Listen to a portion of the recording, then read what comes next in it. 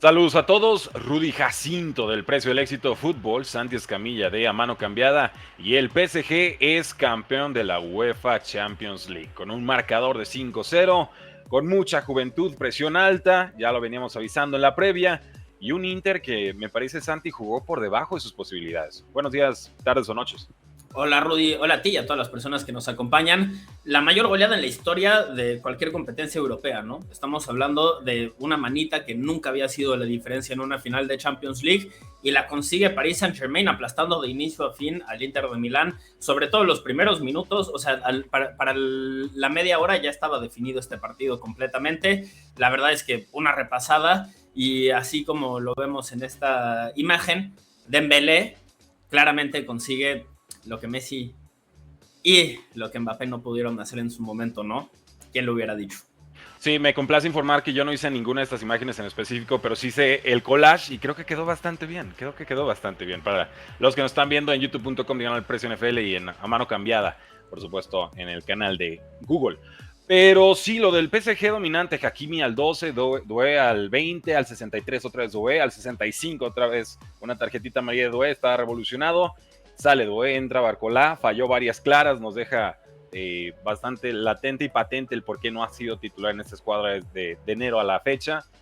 Falta mejorar la definición, pero Kvaratskhelia al 73, Mayulo al 86 y ya con eso teníamos la manita confirmada. Con un Doué, por supuesto, como MVP, pero también un Luis Enrique que presumía de Dembélé como Balón de Oro por su labor defensiva en este partido, ¿no? Realmente valorando lo que Dembélé le da hoy, que tristemente Mbappé no traerá con goles similares, pero sin esa presión alta defensiva, sin ser esa primera línea de protección, no podían llegar a mayores resultados.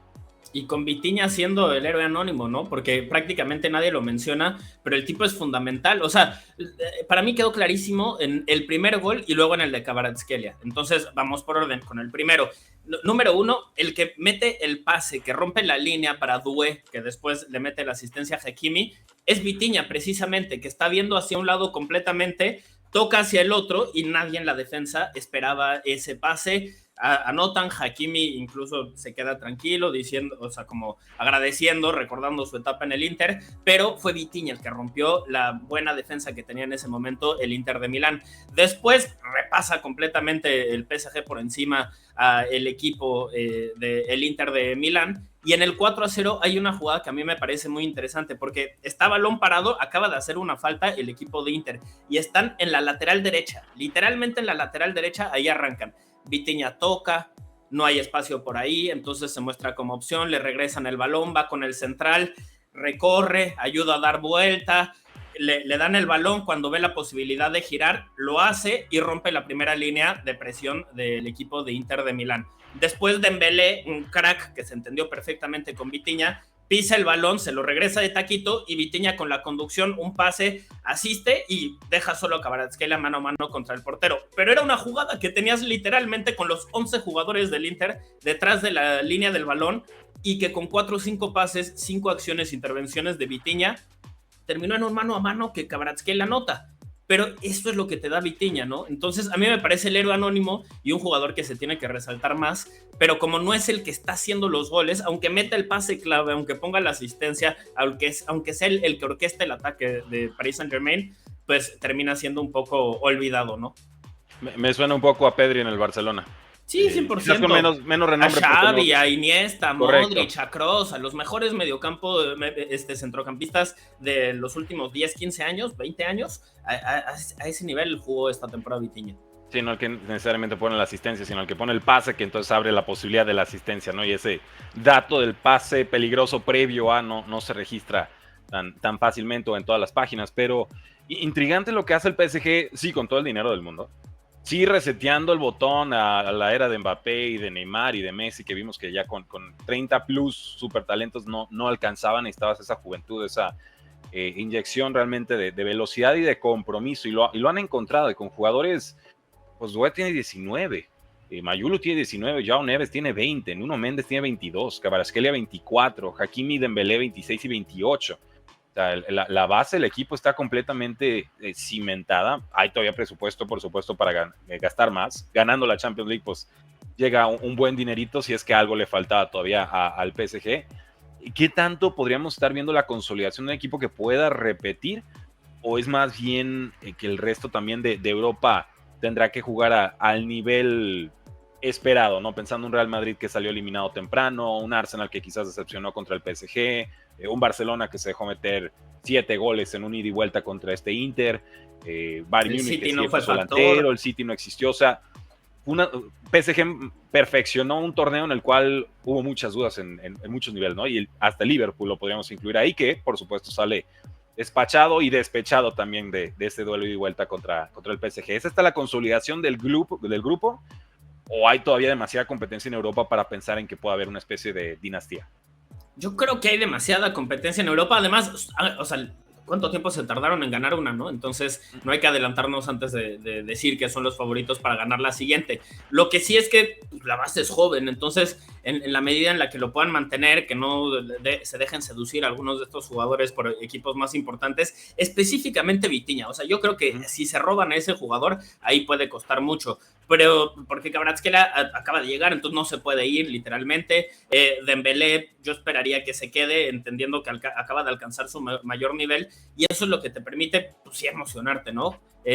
A mí no se me saca de la cabeza una jugada que hay de Dembélé en la cual hay una falta que está reanudando el equipo del Inter de Milán, ¿no? Y reanudan en corto, y desde antes de que cobren están enfocando a Dembélé. Y Dembélé, el tipo está parado así, o sea, esperando a que muevan para empezar con toda velocidad a presionar. Saque de portería, ¿no? Ajá, y dice, tienes razón, era un saque de portería, no era una falta, pero lo cobraron dentro del área, entonces empezaron desde abajo la construcción de la jugada. Pero el tipo parecía que estaba con la emoción de un pique para definir un gol, y era realmente presionar en una jugada que muchos otros pues trotan un poquito, se acercan, hacen acto de presencia, y luego ya que se vayan por otro lado empiezan a caminarle un poquito, ¿no? Este tipo dijo, yo voy a presionar y voy a mostrarle a los demás con mi ejemplo cómo tenemos que hacer las cosas. Y eso era lo que mencionaba Luis Enrique, que quería de Ousmane Dembélé, el mensaje que tanto le estuvo intentando hacer entender a Mbappé, no le consiguió. Se va Mbappé, llega Dembélé y dice, a ver, tú lo vas a entender, tú vas a jugar a lo que yo quiero. Y hace un año hay una entrevista de Luis Enrique donde dice, tener a Dembélé para mí era muy difícil porque había acciones donde yo no lo podía controlar, no sabía qué era lo que iba a hacer, y para un entrenador como yo ese caos no es positivo. Ahora voy a poder controlar cada una de las acciones y van a ver el resultado. Dembélé entendió que lo que le decía Luis Enrique era por algo y simplemente siguió, ¿no? Ciegamente lo que le estaba pidiendo su entrenador, y el resultado es que el jugador más pensante, el que más definía en el último tercio para el equipo de PSG, también era el primero que levantaba la mano a la hora de presionar, y el mensaje que manda eso para el resto de los compañeros es muy poderoso. Y lo agradece el equipo, y si te mueres por ellos en defensa, te lo van a recompensar en ataque, ¿no? Te van a buscar, no va a haber esto, pues los dimes y diretes y esas miradas después de que falles el disparo, pensando en esa quizás mala vibra que hubo con el Real Madrid, Vinicius, y luego el otro bloque que era más Judy y Mbappé, ¿no? Sí, realmente no hay cómo cuestionar el trabajo de un jugador que está comprometido de esa manera y que vivió clarísimamente su mejor temporada en su carrera. Lo de Luis Enrique, pues controlando el medio campo, realmente volando en las contras por las bandas, la línea defensiva completamente dominante, incluso en ese segundo gol que rescatan el balón antes de que se vaya por zona de la alineación, o sea, y alcanza a meter literalmente la pierna por detrás o por delante del rival, y con eso pues, agarran por sorpresa un Inter, y en la contra, 99 metros, gol, ¿no? Y realmente es ¿Y viste dónde estaba Dembélé en esa jugada cuando empezó el contragolpe? Estaba literalmente en el área grande, o sea, estaba en el borde del área grande, y en cuanto Pacho patea el balón, ¡pum! Adiós. Se echa un pique que literal forzó a que el central se fuera con él, jaló la marca, y entonces Di Marco intentó regresar, pero ya había ahí o sea, literal generó 2-1 él solito, con un pique como de 80 metros, en donde no sabía si le iban a dar el balón o no, pero él dijo, esto es lo que a mí me pidió Luis Enrique que hiciera, y esto es lo que a mí me toca que hacer, y cambió, o sea, rompió la estructura defensiva del Inter, y por eso se permite la jugada. Luego, además, tener la calma para que le dan el balón, se espera que regrese, lleguen todos, lo acompañen, y después mete una asistencia como con la mano. O sea, sí está convertido en un crack Dembélé, las cosas como son. Y ahí está el trabajo de Luis Enrique en un año que en teoría era de reconstrucción y que en diciembre ya estaba tambaleando. Realmente antes de que Kvaratskhelia, antes de que Dembélé se comprometiera defensivamente en ese juego contra el City, el penúltimo en la fase de grupos que los podía dejar claramente fuera del torneo, qué rápido cambia el fútbol y cambió para bien para los parisinos, la primera Champions de su historia. Luis Enrique, por supuesto, dedicando este premio a Shana, su hija, ¿no? La primera vez que ganaron la Champions League en Barcelona, 2015, otra generación, otros tiempos, menos créditos se le dio a Luis Enrique en ese entonces porque estaba todavía Messi, estaba muy cerca de la era de Guardiola, como que lo vieron los aficionados y neutros y propios como una especie de continuación de la era Guardiola y realmente no lo era. Este Barcelona jugaba muy distinto. Ahora, 10 años después, incuestionable lo que acaba de hacer, porque incluso lo que consigue en España pues se le pudo ver como una línea continuista, ¿no? Creo que lo que sucede en PSG con el presupuesto y lo que gustan realmente es incuestionable y va dedicado, por supuesto, a su pequeña que muere de cáncer, en paz descanse, y una de las más tiernas historias que nos deja esta UEFA Champions League, Santi. Pero hubo un rival, y un rival que realmente no existió en este partido, un Inter que para bien o para mal le va a saber a poco esta temporada, y ahora hay dudas incluso de si va a seguir Inzaghi al frente del equipo. Y dudas que empiezan por sus propias declaraciones, ¿no? Parece que él es el que tiene dudas de qué puede pasar con este proyecto. Tú lo dijiste desde antes en la previa, ¿no? Lo resaltaste. Este equipo es bastante viejo. O sea, dependen de muchos jugadores ya de 30 y tantos. Era probablemente la posibilidad de culminar un proyecto que en 2 ocasiones se quedó al borde de conseguir la Champions League, pero no lo logró. Y después de este partido, que además termina siendo pues, una derrota donde te ganaron en todas las facetas del juego y tú como entrenador no tuviste respuestas, o sea, fuiste el más exhibido de todos, porque el planteamiento del Inter no funcionó nunca y no pudo responder jamás. Luis Enrique se comió a Simón Inzaghi y en la conferencia de prensa posterior, Inzaghi dice, yo estoy aquí por respeto, pero estoy tristísimo, no sé qué va a pasar conmigo, yo no quiero continuar, no sé qué va a suceder. Pues está difícil así, sobre todo cuando tienes que tranquilo y a jugar un mundial de clubes, ¿no? Y sí, ya ni siquiera sabemos si va a ser él el que representa al equipo con el mundial de clubes, muy a lo, pues así de pues bomberazo, ¿no? Podría ser a lo Xavi Alonso. Oye, pues ya sé que no te toca todavía, pero pues vas, ¿no? Debería ser el proceso en agosto, pero pues desde junio te va a tocar. Ahora, yo sí lo escuché muy derrotado. 100%. Y también, más allá de lo que sea quizás el fin de la era o del ciclo de este grupo en particular, porque sí hay mucho veteranazo, el perder 2 finales en 3 años, ¿no? Y lo que puede representar eso en la psique, en la moral quizás de un equipo, pero sobre todo de un director técnico que habrá sentido que méritos tuvo para llevarse por lo menos una de las dos. Diría yo más quizás la del Manchester City, que realmente lo que vimos en esta última final, pero de todas formas una temporada destacable que no tiene recompensa, y por estar apostando tanto a la Champions se vieron las carencias de profundidad del equipo y también concedieron la Serie A, ¿no? Entonces creo que te quedas como el perro de las 2 tortas y no con poco que celebrar. Y de las 3 también, porque la Copa Italia pasó lo mismo, ¿no? Y sí. yo diría, esto es para cuestionar a Inzaghi. No sé, Rudy, dime tú si estoy siendo presa del momento, si estoy siendo demasiado alarmista o qué, pero Lautaro quedó a deber, ¿no? O sea, no hizo nada en este partido. Nada. No generó oportunidades. Y yo entiendo que es más un 9 que define las que le generan los demás que alguien que realmente se crea sus propias chances. Pero si estamos hablando de ese tipo de jugador, pues entonces es un poquito limitado, ¿no? Es alguien que depende de que los demás le echen la mano. Y aunque mete muchos goles y eso lo hace muy valioso, pues no estamos hablando de un delantero que verdaderamente debamos de poner en la élite de atacantes del fútbol mundial. Los jugadores completos, los atacantes completos, se generan sus propias oportunidades, no se van de situaciones así tan mal, con tan mala cara. O sea, un solo disparo a portería no tuvo. Ahí te va, y lo he dicho toda la temporada, no es que me esté bajando ahorita ni me esté subiendo en meses anteriores. No es un delantero que sea muy de mi perfil o de mi preferencia, ¿no? Tiene una muy buena definición, estaba en un momento muy dulce. Podría incluso estarlo, simplemente el PSG con su línea de 4, a veces 5, los maniató. Pero me atrevo a decir que Lautaro Martínez es el peor regateador en toda Europa. Como delantero no te va a generar un regate. Y lo sabe, o sea, él conoce sus limitaciones y entonces trabaja sobre eso, y sobre eso también se construye el equipo del Inter, que en contragolpes Lautaro es letal, pero letal porque hay espacios. Aquí no se concedieron esos espacios y entonces pues hubiera esperado quizás más funciones defensivas a lo Dembélé, ¿no? En este partido, y no termina sucediendo. Y me quedó muy claro en ese partido. Alguna vez vimos a Lautaro enfrentando creo que fue a Van Dijk. Y en un 1 contra 1, en vez de enfrentarlo, que Van Dijk es de los mejores en esas situaciones, Lautaro solamente se abre, se va al fondo a la izquierda, fondo a la izquierda. Y hace bien, porque ¿para qué vas y regateas siendo el peor regateador contra el mejor defendiendo ese tipo de jugadas, ¿no? Entonces, sí, hay limitaciones de fondo, pero creo que el Inter ha trabajado muy bien alrededor de ellas, ¿no? Es un jugador complementario importante, pero sí se quedó bastante corto en este juego.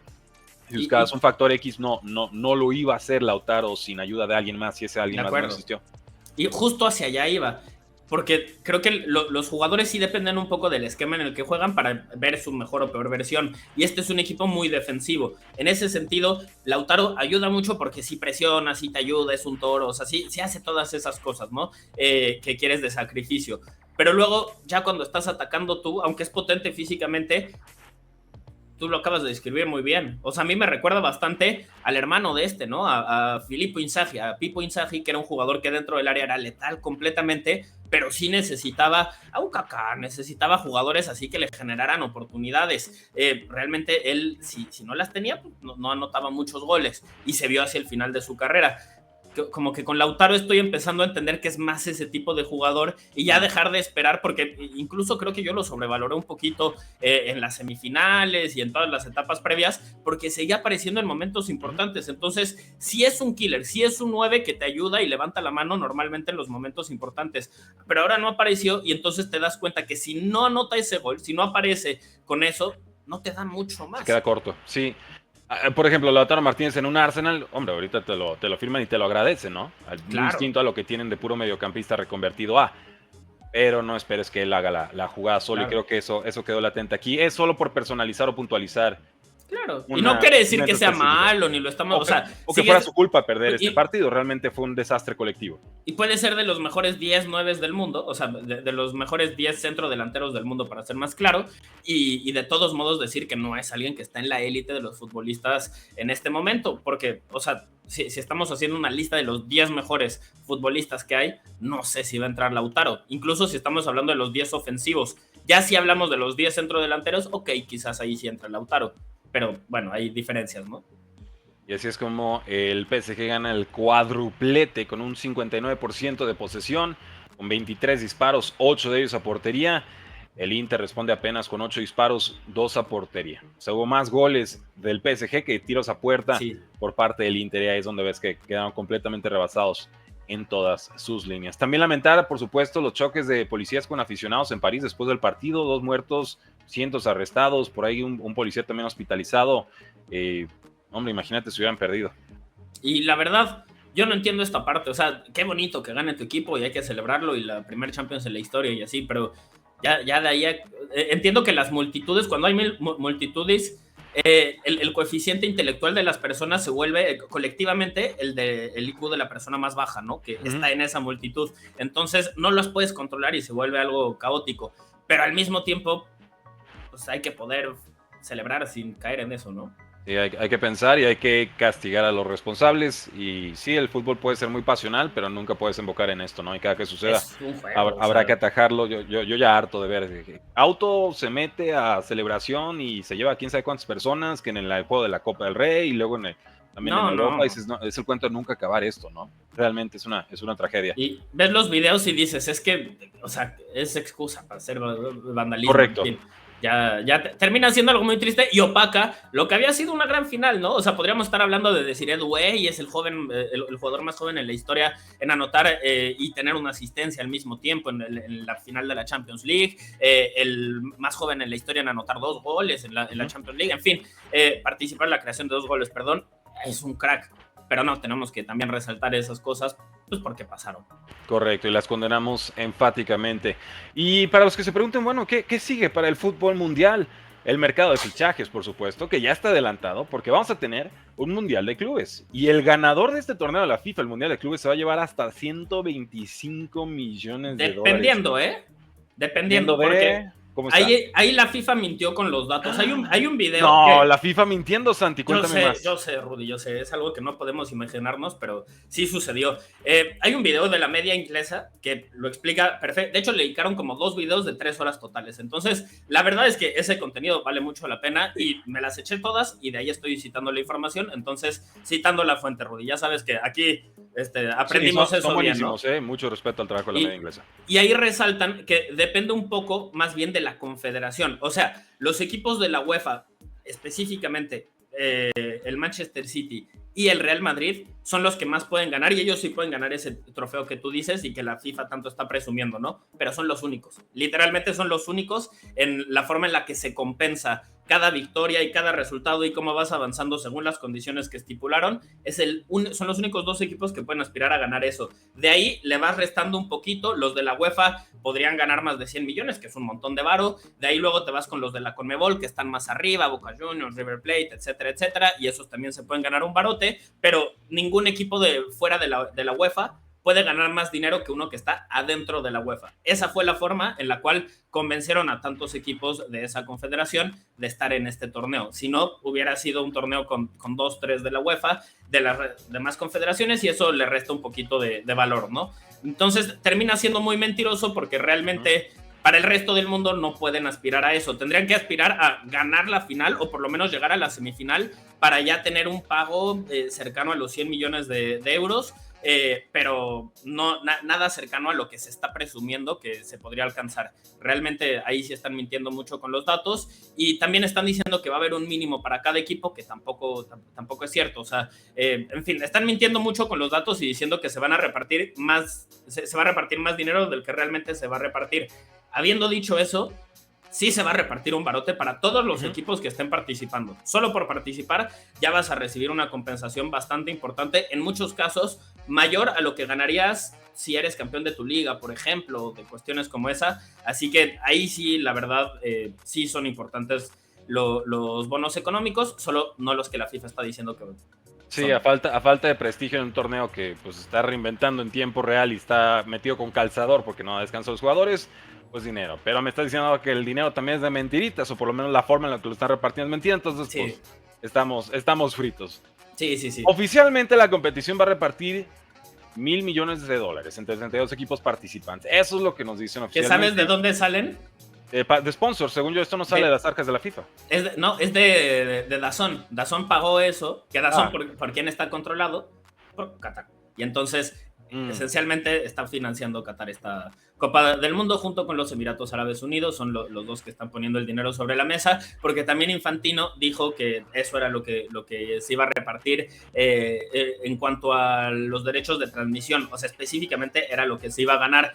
Y faltando como 2 semanas, Apple TV era el único que había ofrecido para tener los derechos de transmisión. Y de repente en el último momento sale DAZN a decir, yo te doy los 1,000 millones que habías pedido al principio, cuando la única oferta que competía era como una 10ª parte de eso. Santi, pero ¿y el fair play financiero? O sea, con Qatar y con esos países no existen. ¿no? Qué raro, me lo han presumido mucho. Con Arabia Saudita tampoco. Sí, el PPP en Inglaterra. Y, bueno, qué raro. ¿Y dónde va a ser el Mundial de 2036? En donde quieran no lo voy a ver, porque si es en ese lado del mundo donde hacen los edificios gente a la que le confiscan los pasaportes, se cae del techo y nadie se acuerda de ellos, esclavos modernos, probablemente no es un torneo que me interese. Pero ya hablaremos de eso en su momento. Lo que sí sé es que Infantino es el que más hambre ha tenido en ese puesto. Lo único que decimos es el quid pro quo, ¿no? Más claro que hay. Yo te doy este dinero, tú échame la mano, dame un mundial. Claro. Y qué raro. Nunca creí que fuera a extrañar a Blatter, pero ¿dónde estás, Blatter? Sálvanos, Blatter. ¿Dónde está el güey que le avienta un montón de billetes ahorita a nuestro Lex Luthor moderno? No, porque una cosa era, exacto, porque una cosa era ambicioso y otra era ambicioso y tener visión. Infantino es ambicioso y tiene mucha visión y colmillo más largo que la ambición. Blatter no, Blatter era más torpe en sus procesos y por eso acabó como acabó. Pero, ¿qué va, Santi? ¿Cómo te encontramos en redes sociales? Que igual vamos a estar platicando el torneo. A mano cambiada, gente. Así me pueden encontrar, a mano cambiada. Buenísimo, yo lo espero en todas las redes sociales como @PrecioFood. Y los invito a que se unan al Club del Éxito. Queremos ser tu ventaja injusta en todos los deportes, con chat privado, videos exclusivos, tutoriales de apuesta, rankings de fantasy y mucho más. Te damos 10 días de prueba gratuita en precioelexito.com y ya que te convenzas, pagas la anualidad, te llevas 6 meses y te regalamos 6 más, porque el fútbol no termina y nosotros tampoco.